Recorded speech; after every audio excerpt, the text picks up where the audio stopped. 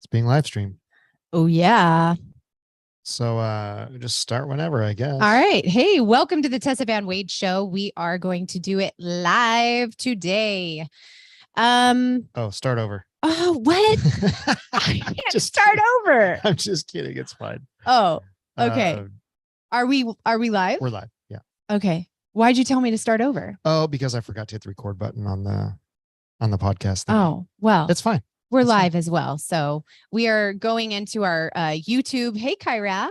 We are going into our YouTube channel as well, Tessa Van Wade YouTube channel, but I am also on my Instagram for Tessa Van Wade. So hey, welcome. We are doing our 23rd episode, and we are going to talk about eventually once we get there. Are you going to do our music? No, I'm going to put it in post on the actual it's podcast. So pretty though. Yeah, but you know what? This is our first time ever doing it at night. So there's going to be some stuff. So if you don't know us, because we've never done Instagram before, so we are Tessa and Ben. We have been together for a really long time. Oh, seriously. We've been together like for 20. We've been together for 21, 20, married for 21. See, you don't even know. Yeah. Married for 21 since 1998 and together for almost 25. Yeah. So anyway, we have been together for a long time. So we started a podcast, which is always a great idea for married couples. I don't think any couple in America has ever started a podcast. I think we're the first one. Shut up. You will learn very quickly that he's quite sarcastic. So we're recording in our studio, aka our business by day. And we're here at night. We're really rarely here at night. We are. And I just saw an alley cat outside. Oh, really? Like getting into the trash can. It's like a whole new experience here. It's a whole new world. It's totally different. Yeah. Maybe a drug addict will walk by. If we're lucky. Actually, it probably might. Yeah. Yeah. But it is funny because we are doing it at night and I'm so freaking tired. It's unbelievable. We're trying something new. We're trying to do this after work. Yeah. And it's okay so far. You know, you're not sure. I'm well fed. I made tri-tip tonight. Yeah. Which I smoked tri-tip. It's the first time I've done it in a long time. Yeah. And it's so good. Yeah. Well, red meat makes me happy. I think it's good for me. I think you get the iron or something, and all of a sudden you have plenty of energy. Well, we mostly eat just chicken. Yeah. And I love chicken. Chicken's delicious. But it just doesn't hit the right spot. Yeah. This is so intriguing information. We eat ground turkey a lot too. And it's can we just stop eating birds? Can we just stop talking about what we eat? Because all we eat is chicken and veggies. That's about it. I ate a Twinkie today. Oh my gosh. Did you take? Oh, okay. So let's tell this story. So Ben has a bunch of people that he works with. And of course, this guy says, how old is this guy? He's in his mid-30s. He's in his mid-30s. He says he's never had a Twinkie before. Never, ever eaten How many of you believe that this guy has never had a Twinkie before? I 100% believe it. Why do you believe that? Because he's never done a lot of things. Give the list of the things that he has never done. He's never seen Star Wars. He had never had an Eggo waffle. Wait. Don't even just brush past the Star Wars thing. So if anybody knows me, especially on my Instagram, so I am an author. I believe in fiction to literally transform people. And Star Wars, the fact that he has not seen Star Wars and is how old again? Mid-30s. He's mid-30s and he's never Which seen means he was the born original, in OG Star Wars. Mid to late 1980s. Now, it's interesting because we haven't talked about this, but today at work, we actually did a poll of who has seen Star Wars and who has not. My gosh. Okay. Clear my throat because I had so much red meat. I need to clear my throat. And it was 50-50 out of 6 guys. Now, keep in mind, 2 of those guys are in their early 20s. Okay, so everybody needs to go to work tomorrow and literally take a poll of how many people have seen Star Wars, because that's insane. Here's what I learned today. I just automatically assumed that everybody's seen Star Wars. Why would you not? Ben, Well, yeah. listen, there's been so many Star Wars since then. And we're in the age of all the new Star Wars. Why would you not watch the original Star Wars? I don't think some people are into movies like us. I think that's what it boils down to, that some people just they're not really into movies. That's like sad. And I don't know. It kind of shocked me at first, but it kind of makes sense. Like It does the not make first sense. 2 Star Wars came out in the 70s before we were even It born. does not make sense. It doesn't matter. They still stand the test of time. Like like Indiana Jones, and what else can we say stands the test of time? Plenty of stuff. Dirty Dancing, definitely. I mean, Dirty Dancing, that's of course. iconic. That is iconic. Yeah. I don't know. It's just shocking. So anyway, I can't believe 50% of them didn't know Star Wars. We're doing our typical thing where we're totally veering off from what we originally were talking about. And that is the fact that I ate a Twinkie today. Oh. And that's because my friend had never eaten a Twinkie. Okay. So I bought a box of Twinkies and gave them to the crew. Okay. Yeah, they're not that good. No, they're not. They're trash. They're not very good. And you know what his comment was? It was interesting because growing up with Twinkies, we pull them out, and one of the guys was like, "Is this how big they've always been?" And I was like, "Yeah, I think they have. They seem smaller." Oh, they seem smaller. I was curious. Smaller. Like, do they seem bigger or do they seem smaller? No, they seem smaller. Okay. And then he was like, "Well, maybe it seems smaller because the last time I ate one, I was like 4." Right. Which makes sense. Yeah. But we all opened the package and ate the Twinkies. And to me, it tasted the same as they always have. They're not great. No. They're just kind of like spongy and oily, sweet. But his observation was, this should be dipped in chocolate. Oh. Which I was like, you know what? You're right. I guarantee somebody's done that before. I guarantee there's some TikTok somewhere where somebody has figured out a way to dip Twinkies into chocolate. Well, I think actually Hostess has made a chocolate covered Twinkie. I don't know. Yeah, they're called ho-hos. No, that's not true. Ho-hos have the chocolate in the middle too. Okay. My favorite Hostess treat ding dong is a ding dong. They look like a little hockey puck. They come wrapped in foil. Yeah. And they're chocolate cake, like chocolate sponge with white cream in the middle, and they're covered in chocolate. I don't think so. I think that you would have them and you'd be like, oh, sorely disappointed. Okay, I'm gonna buy some, and I promise you I'm gonna love them. Because they're so good. I don't know about that. What's interesting is I have 10 Twinkies in the box, mm-hmm. and only like 4 of them got eaten today. Well, because they're gross. They're not great. It's like plastic. I think we've learned. I mean, in the 80s, everything was really big into, fast food, and everything was really big into the packaged stuff because it made things easier. And it wasn't until a little bit later that we all of a sudden realized, oh, this is the stuff that's actually killing us. Well, I think too, where we live, if I had brought a bucket of fried chicken, it would have been demolished by everybody. Yeah. Or some like teriyaki beef or teriyaki chicken. Yeah. But the sweets, it's like, Yeah. Well, I wanted to play a game with you today. With me? Yeah, I did. Okay. So if anybody knows Ben, you can be a little negative. I prefer to use the word cynical. Cynical is better than negative. I think that's worse. I totally do too.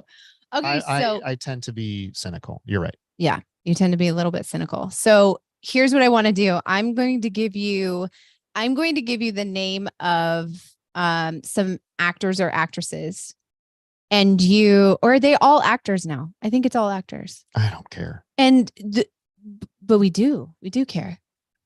Okay. So I'm going to have you. I want you to say one adjective about them. Okay. Okay, but it has to be positive. Oh, okay. Are you choosing these actors based on the fact that you know that they drive me crazy already? No. Because I feel like this is a trick. No. Okay. I should have put a little rouge on my face, I think. Do you feel a little white? I don't know. A little pale? Okay, so here we go. Are you ready? Yeah. Okay. Patrick Swayze. Ooh, that's an easy one. Is it?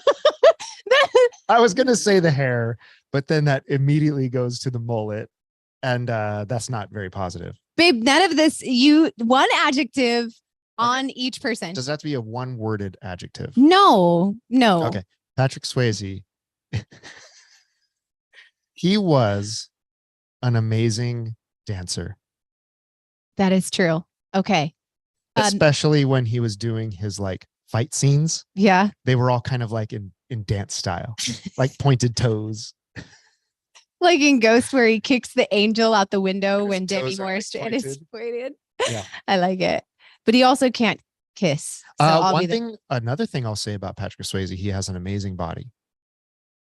It's like, it's lean. Yeah. You can tell he didn't like work out too hard. Uh-huh. He just had a naturally lean physique. Right. Much like myself. Much like I knew it was going to go to that. That's what I knew. Okay.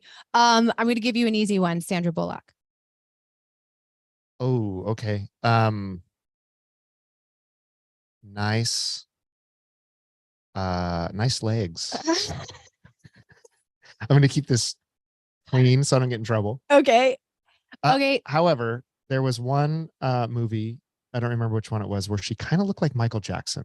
It was the beginning of Miss Congeniality, which you've said that you absolutely love. That she looked like Michael Jackson. That you absolutely love that movie. So I think she looks the best in Miss Congeniality. Yeah, totally. Okay, moving on. Mel Gibson. His forearms are amazing. You ever notice his forearms? Yes, I have noticed his like forearms. Caveman forearms. See, you are capable of being super complimentary. I don't think this is hard. If you start telling me about like rush hour traffic, okay, or shopping at the grocery store, we'll get there. Samuel L. Jackson. I love how free he is with his cursing. Okay. Lizzo.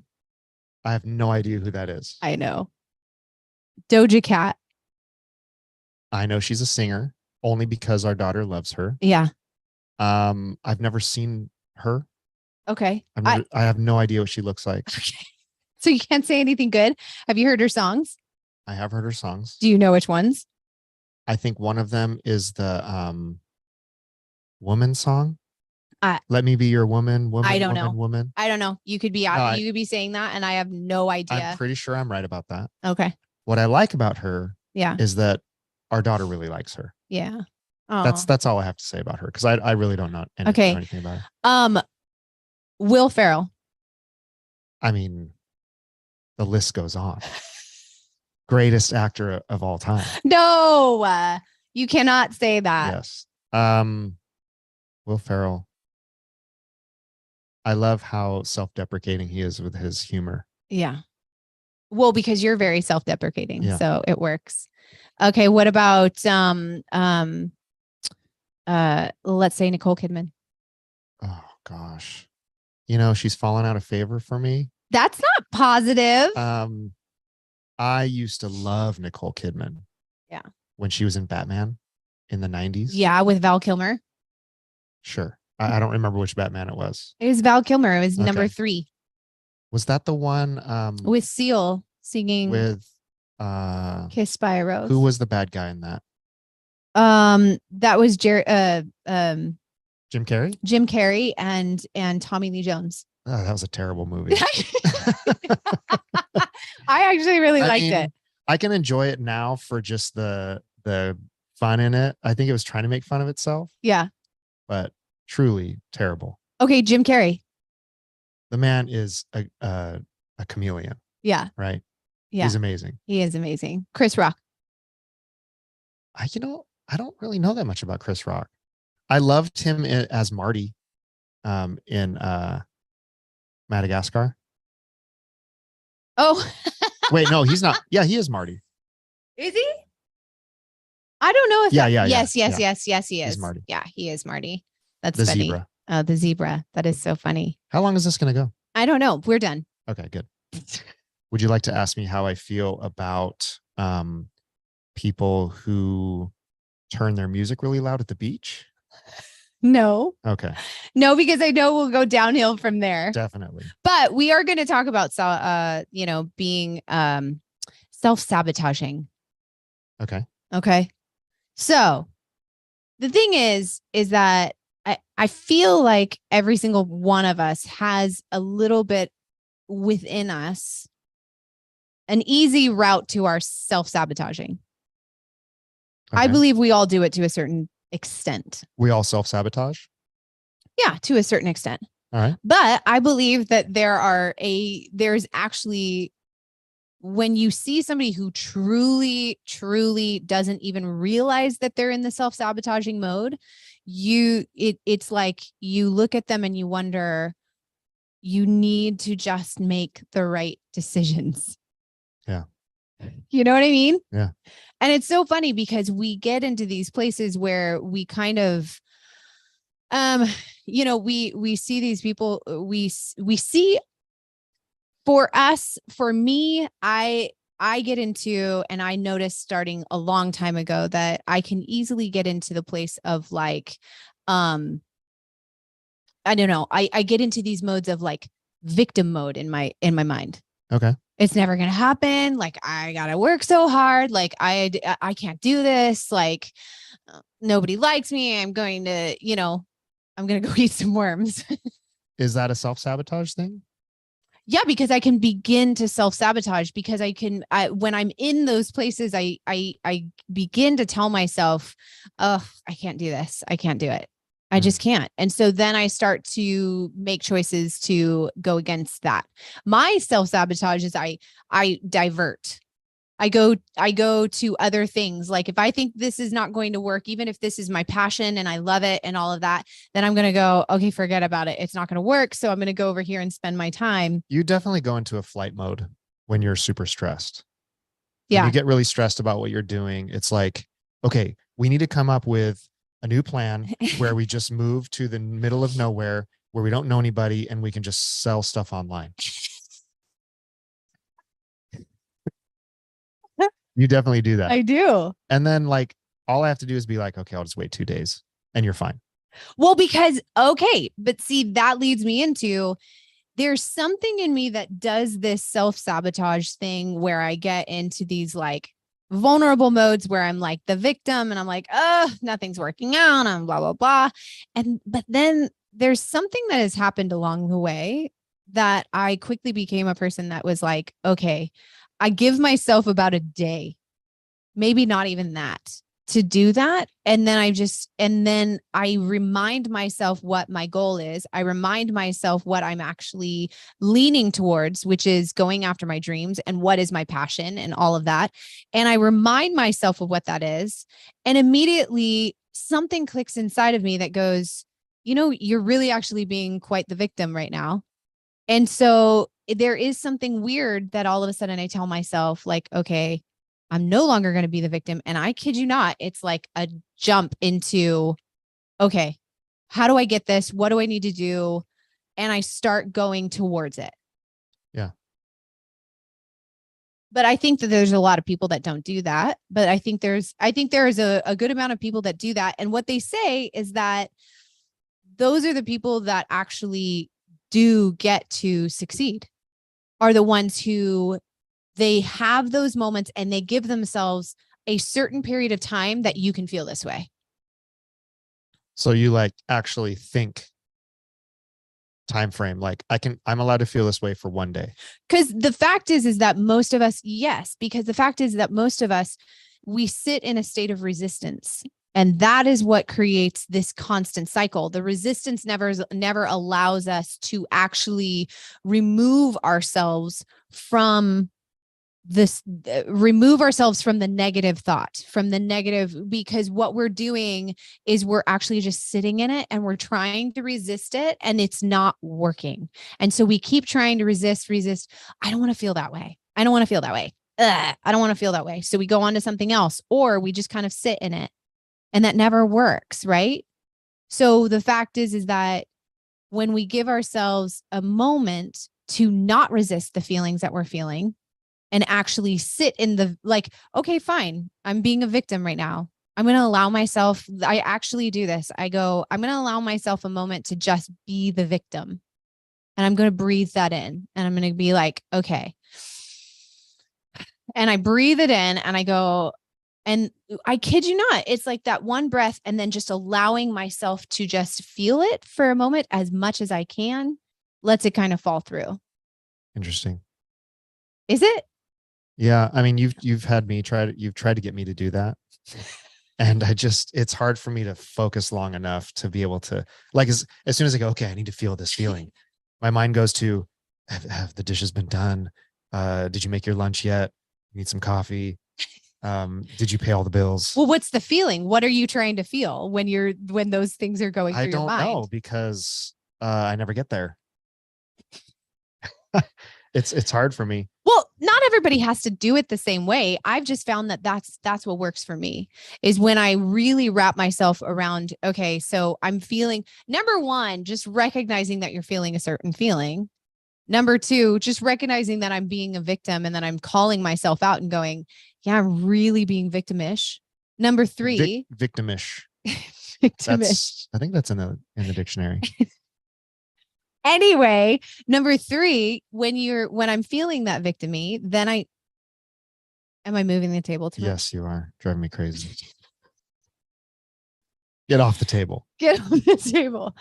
I'm just saying that when I do that, it's really interesting because I've learned that if I give myself 24 hours, even less, to be the victim, and I just kind of let myself feel that and I let myself exist in that, then I eventually get to that point where I'm like, okay, boom, done. This is my goal. This is what I'm after. Okay, I just need to finish the book. Okay, I just need to get this done for the book, or I just need to do this. It's funny because there is something that clicks in my brain. Do you have that? I mean, I guess I do. I definitely self-sabotage. How? I definitely have feelings. How do you self-sabotage though?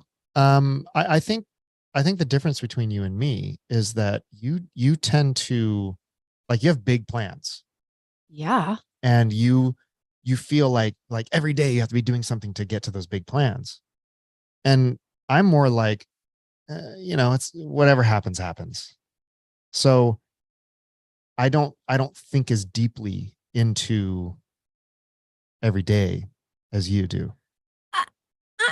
I'm gonna beg to differ in the sense of, like, I feel like you're like, whatever happens, but it's not like you're super stoked about certain things of your life. Of course not. No, I self-sabotage in a much different way. Okay. Like, for me, it's about, like, it's the opposite of you, like, not making enough goals.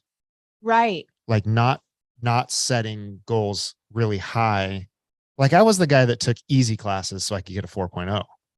Oh, gotcha. You know? Yes. I mean, not kind of, in a way. Yeah. I did very well in school, but it's not like I, like, took, statistics and calculus and advanced bio. Yeah. I just took the regular classes. Yeah.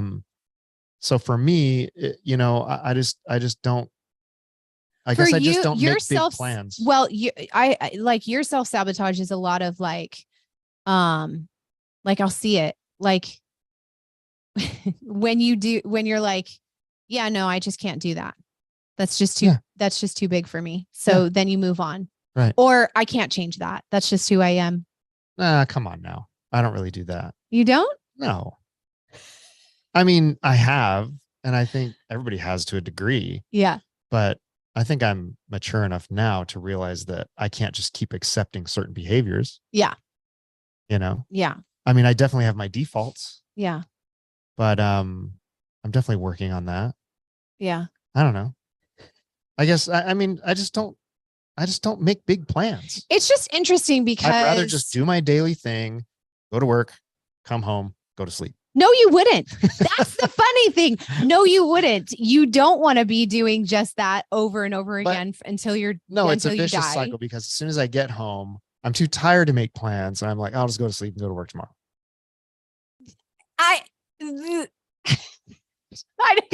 Hence the self-sabotage. I know, it's true. It's true, but in my job, so what I do is I actually own a gym and I've been a trainer for, I don't know, however long. The only reason I'm repeating that, because most people who have watched this have listened to our podcast for the last year and everything, but this is the first time we're doing Instagram Live. So if you're watching, I'm an author, but I also am an entrepreneur. I've opened up a gym because I was a personal trainer, and so we've expanded the gym over the years, and that's what I do. And so I see. I mean, self-sabotage is what I do, right? And I don't mean what I do personally. It's what I deal with every day. And it is amazing because there's a constant thing. I keep telling people that there is a very specific there's a specific way to get out of these self-sabotaging places. There's number one, just the recognition of it. Being able to identify your self-sabotage? I think if you ask most people, they would be like, no, I don't self-sabotage, or they wouldn't know how they do. They wouldn't even know how to get to the depths of what they do. Yeah. I think being able to identify things about yourself is key. Right. We were at work today and we had a situation where somebody said something and somebody got really upset by it. And it didn't seem like that big of a deal. But what it led into was a conversation about like, well, that was kind of silly. And then we're like, well, what triggers you? And we all kind of shared about what our triggers are. Really? Yeah. Okay. You need to give a little info. This is on a construction site. Yeah. No, but I work with really cool guys. Yeah. No, that's not. We all have a vision or a stereotype of construction guys in our mind. And it's a little bit like that. It's fairly accurate. Okay. I mean, I won't even go there. Okay. But we had a little discussion about like, well, we felt like the thing that bothered him like was not that big a deal. Right. It's like we've said much worse, like way worse things. So you hit a trigger. Oh. So I was like, well, what triggers you? And one guy was like, what did he say? See, here's the man part. I know. I've already forgotten. I would be able to tell you exactly who said what. Well, I'll tell you what I said. Okay. Mine was when I get blamed for doing things that I didn't do. Oh, totally. That is you for sure. Like overly intentional about everything I do. Right. If I did it, you're overly intentional about what you do. Why? Because I'm a perfectionist. Because you don't want to get blamed for anything. I have major control issues. Yeah. And I don't want to get blamed. Yeah. So if I did it, then I don't like that I'm getting called out on it, but at least I did it, Right. But if I didn't do it, watch out. I will fight till the day I die to prove that I did not do that. I got a pepper in my throat. See, it's the meat. It's the meat. We had delicious tri-tip. I over-seasoned it with pepper and salt. And my gosh. And when I was eating it, it went down my throat wrong. And then it just did it again. So that meat actually leaves stuff in your throat. Yeah, you're really struggling over there. Well, not. What was funny is it's starting to go away. What was funny is Tessa was choking during dinner tonight, and she's over there coughing. She's like, "Oh, I got a pepper down my throat," and I didn't say anything. Yeah, but I was like legitimately like coughing. Yeah, but you weren't choking. You were just coughing. It felt really choking. I'm trying to enjoy my meal, and you were saying like, "I'm choking," or I'm coughing. No. I'm choking. I'm coughing. I coughed on a peppercorn, and I didn't say anything. And you're like, hello. No. Oh, I'm sorry, Tessa, that you're choking on a peppercorn. Like, you were mad that I didn't say anything. That is unbelievably not true. We're sitting there, and I'm dying. I'm like, I like literally can't catch my breath because I'm like, so I'm drinking. And literally Ben is like, they're watching our girls are watching the Addams Family because we've already started to get into Halloween. And so the girls are watching Addams Family, and literally Ben is like eating his meal and just like staring at Addams Family. I was trying to enjoy the movie.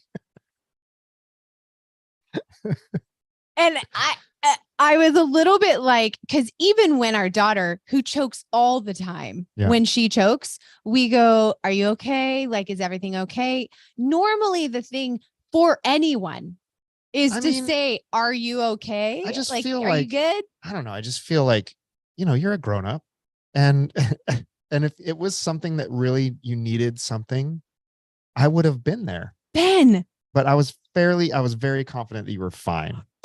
Yeah, it's not me being fine. It's about the fact that I'm choking on pepper off of a steak that you made and I can't breathe. And you're like, not even looking at me. It was about you. You wanted me to recognize you at that moment. Let's right? not. No, whatever. But it was funny because you were just staring at the Addams Family. I'm like, do you really love the Addams Family that much? It's been a long day. I made dinner. What's funny is like we were watching the Addams Family, just a little bit of a tidbit here.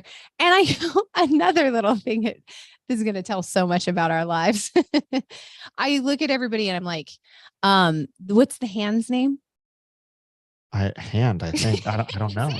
Is it Hand? I have no idea. Okay, so the Hand that's like running around in the Addams Family, I totally got a very straight face, and I'm like, oh my gosh, like, isn't it crazy that the Hand won an Oscar for that role? Yeah, and we're like, oh, that's interesting. It's still weird that you thought that was like totally real. And at one point I'm like, well, that just ruined the joke, because I wasn't making a joke. I was trying to trick them, but they were so easily tricked to believe that the Hand in Addams Family had whatever. It's kind of possibly believable. Is it? I don't know anything about the Oscars, so I don't know. Sure.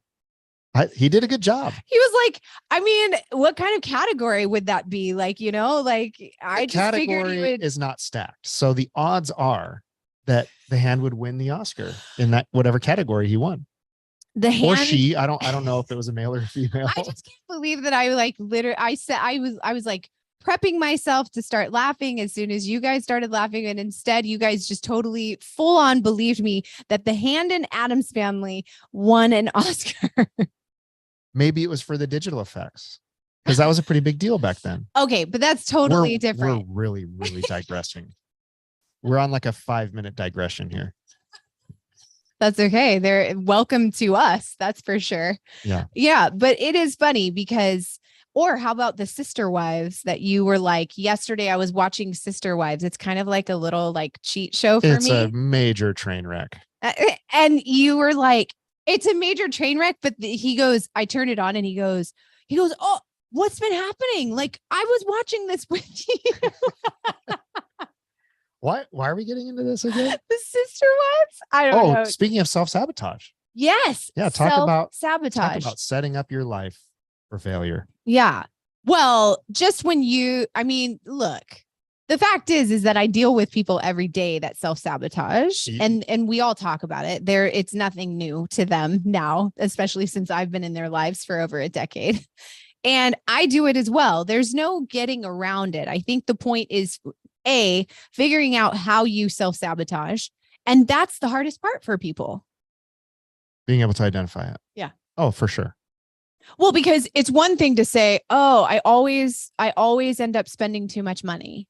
No, I think that it's one thing to say that. I think a lot of people would be like, why does this always happen to me? Why do people always react this way to me?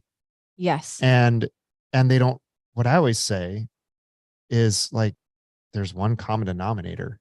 Right. That's you. Right. So if something continually continues. This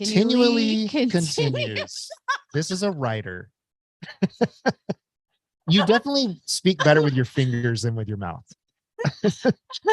If something continues, thank you, Ben. That was a compliment. It was? Yeah. It's really backhanded, but it was a compliment.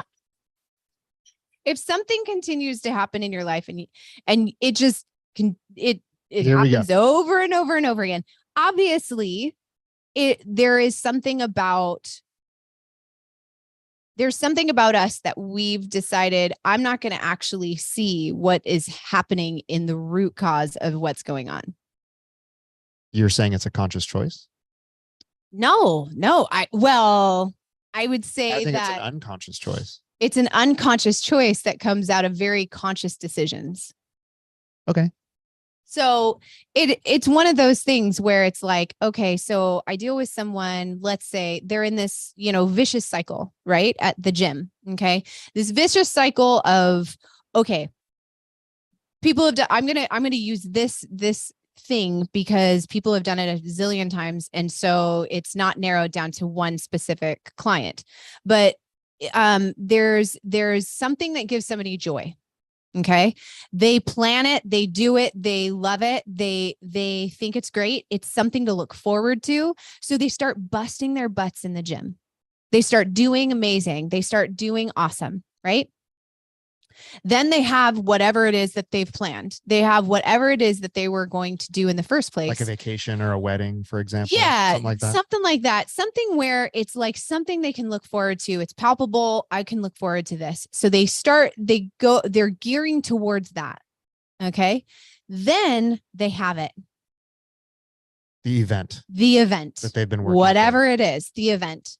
And they come home and they do this. All of a sudden they come home and it's like they can't, they just come home and they cannot get themselves back on track. Suddenly it's like they're depressed, they're disappointed, they're like whatever. And I kid you not, what's funny is I'll watch them do it forever and we'll do this same cycle. I've got this thing that gives me joy. I come home from it. I'm depressed. So I got to create a new one. I've got this thing that gives me joy. I come home from it and I'm depressed. And in the joy parts, we're doing really good things to help our body and help our mind and help ourselves. And in the downfall, in the aftermath of the joy moments, we are doing the things that cater to the things that make us unhappy. Yeah, I think you can say the same thing about relationships. Like when you get into a new relationship, whether it's romantic or not, there's this like honeymoon phase where it's really exciting. But then when you start like experiencing real life together, it gets challenging, right? Yeah. And then it's like, oh, I better cut and run because this is getting too hard. Obviously, this isn't the right fit or whatever. We've talked about it before that like there are moments when you have the biggest joy of your life. For example, when you have kids, right? So when you have kids, you have the biggest joy of your life coming into play. And you're like, oh my gosh, this is going to be amazing before the first baby comes out. Right. And it's going to be awesome. It's going to make us fall in love even more. I was terrified. Sure. But there's also this excitement of like a baby coming. And then all of a sudden the baby comes and it's the hardest moments of your life after that. Like it's the hardest moments because suddenly you're like, it's no longer, it just feels overwhelming. You're suddenly the hype goes down. Nobody's interested in you anymore. They're just interested in the baby. It's one of those things. Nobody's interested in you anymore. They're just interested in the stupid baby. I'm saying. That is not what I'm saying, but you get what I'm saying. The fact is that we have this cycle. I have this cycle. And the only reason that I'm able to break this cycle and, as quickly as I can is just the recognition of it. And but I have to go to the deeper recognition of it. It is literally not what you're doing. It's not the fact that the vacation has ended. I'm pretty depressed when my vacation ends. Yeah, but it's not the fact that this big moment has ended and now you have to go. I mean, I get it. Like none of us want to end vacation and then go back to work. We all want to be, totally able to vacation all year round. I don't know. I bet there's some nerds out there. They're like, I can't wait to get back to work. No, I don't know if there's anybody. I know a lot of workaholics. You do? I mean, I do love work. You're one of them, by the way. I love things that I'm passionate about, and I'm passionate about a lot of stuff. So One of Tessa's favorite things to do on vacation is talk about work. And I it's like like the to worst dream. thing on earth. No, I like to dream. I like to dream bigger while I'm on vacation. Suddenly I have sleep and I have rest. And suddenly I'm like, oh, we could do this and we could do this and we could do this. When I go on vacation, I treat it just like the weekend. I'm never going back to work again. The last day of work for the rest of my life. And that's why it's depressing when I have to go back to work. Because I wasn't supposed to go back ever. So wait, go back to, so your person had a trigger. Mm-hmm. And so it made them respond even bigger than what they would normally respond. Yeah. And I think it's funny because he knew his trigger though. No. He wasn't in the conversation. He was all triggered out, gone. Oh, yeah, he took off. Wait, I didn't know that part of the story. Yeah. He was all triggered out. So he took off. He came back. Did you tell him his trigger when he came back? No, I'm not going to tell a grown man like, hey man, you got to chill. I don't know. The moment might come where I can talk to him, but it's a construction site. No, you don't have to explain. I totally get it. You got to choose your words wisely. Well, not only that, you're not their therapist. So, yeah. And that is the thing is we are not people's therapist, right? Unless you're in a position where you can be, and then it's a whole different story. But we can recognize from our own relationship that people often get themselves into these cycles that they can't get out of. Yeah. And have you ever met somebody that like, I know you have. It's a rhetorical question. Like they're their own worst enemies. Nothing can happen good ever. They make all the worst decisions. Yeah. And it's kind of crazy. Yeah. Because you sit back and you're like, I don't understand. Like, why did you make that decision? See, why did you make that decision? Yeah. And I'm not going to use any examples of people I've known that have done that. But I find that they all have something in common. And I think that they almost get off on the drama. Yeah. It's like they get a feeling from it. And even if it's a negative feeling, it's a feeling that is familiar to them and they want it. I think there's probably some of that. And then I think there's probably some people who absolutely hate the drama, but they literally just don't know how to not have it. Yeah. Like if you were born and raised in a family that just has drama, and you literally don't know how to communicate with people. I mean, look, 90% of our lives is about learning how to communicate with people. Is that like a guesstimated figure? Or no, that's an actual thing that I've said. So it's true. That you've said or that you've read? Ben, seriously. But I'm just saying like 90% of our lives is all about communication. So imagine if, I can't seem to figure out my relationship with my coworkers. I'm going to have a miserable time at work. Well, and I think too, that some people, their communication skills clash. It's not that either one is bad. It's just that for whatever reason, there's people that I know that I just don't get them. And they just don't get me. How much of that do you think is actually intuition though? Like, for example, I think that some people there are certain people in my life, you can probably think of some yourself. And I'm sure people can think of some themselves. There are some people in your life that you're like, that person could get along with anyone. Yeah, I'm sure. And every single time I ever see those kind of people, it's always because they have this ability to intuitively know what the other person needs. See, I feel like I'm somebody that can pretty much get along with anybody as long as they don't know what I'm thinking. Because I'm really good at being considerate and listening and being agreeable, because I'm not contradictory to people. Well, but what you're thinking is not necessarily. But in my mind, I am judging you so much. You're doing the right thing of having it stay in your mind and not actually being said. Yeah. Right. I mean, I don't know. I find that most people are good people, and even people that I strongly disagree with a lot of their views, we can find something in common, Yeah. but I don't want to like hang out with them very much. Yeah. Right. Yeah.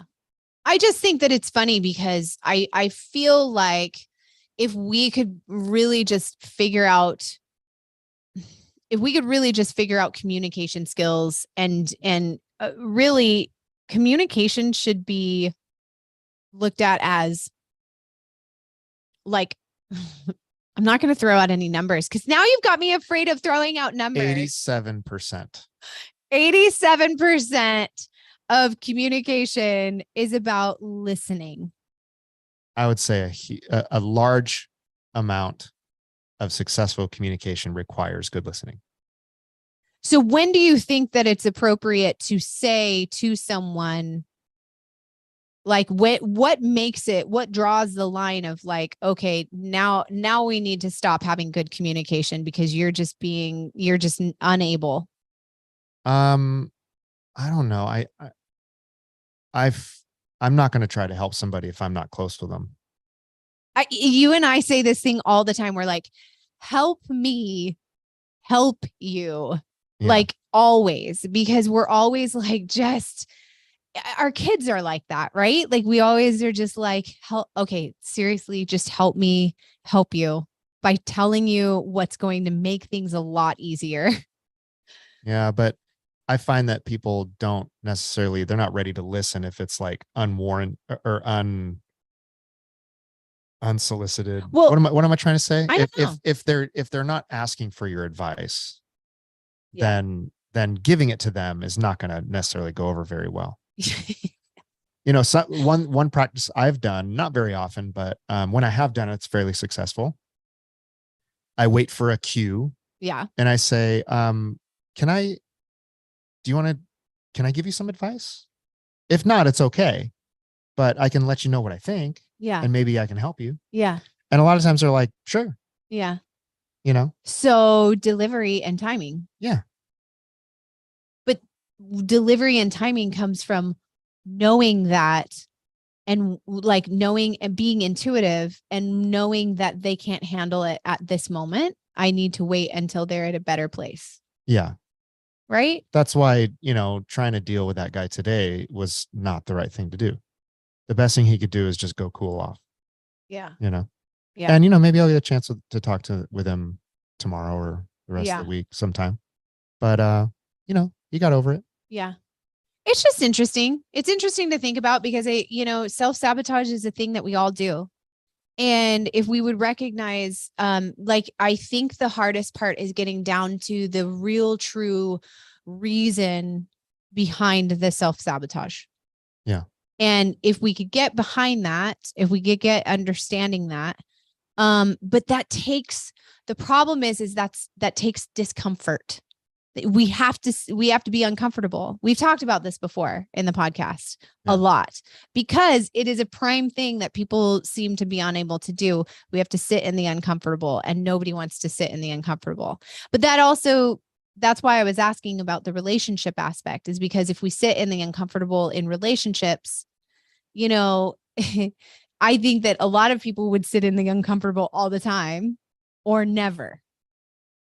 Preferably never. I hate the talks, especially the talks that are like, we've gone over this, at nausea, but like the talks that are not really getting anywhere. Well, we always went, it's late. We've had long days at work. So like, who knows whether we even said anything awesome. I'm surprised we haven't gotten into a big fight. Really? No, I'm just kidding. Oh, okay. So, I mean, it is past my bedtime. It is. So we've done what we wanted to do. Oh, but what triggers you? Kyra says. Well, that's the thing is. I trigger her. No.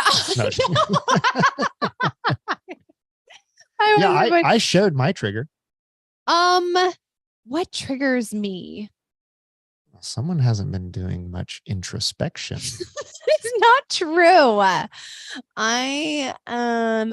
You would probably know what triggers me better than what I would know. But I believe that what triggers me is often especially growing up with two brothers, if I feel like there's any ganging up on. Yeah. If I think that for you, it's like if you're not, let me think about this. this is dangerous territory. I just think Ben. about the times that you get really hurt.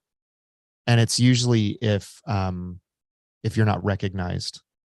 Yeah. By certain people. Yeah. If you feel like you're invisible to them. Yeah. Well, because I work so hard. I did it. You did it. Good job, babe. And I said it well without saying it. You know insulting. why? Because I work so freaking hard at making sure that everybody is seen in my presence.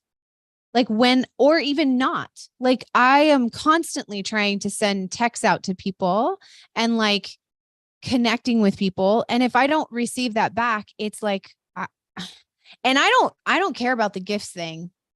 Like some people are like, they don't see you for years, but they're like, but if you give me a gift, I'm happy with you. Like a physical gift? Yeah. Like what physical are we, 12? Gift.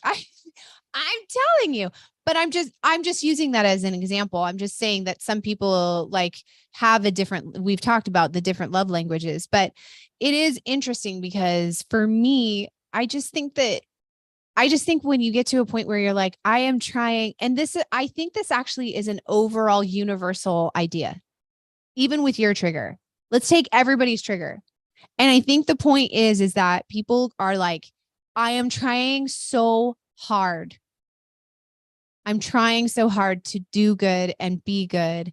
And so the whole idea behind a trigger is when when all of a sudden we have to recognize that we are failing in one area. Yeah. And unfortunately, when we're forced to look at the fact that we're failing in one area, a lot of times we take it as though it's everything about us. Yeah. And that's not true. Yeah, I guess we are and so that is why triggers are so awful, is because when we're in a conversation, people are trigger us.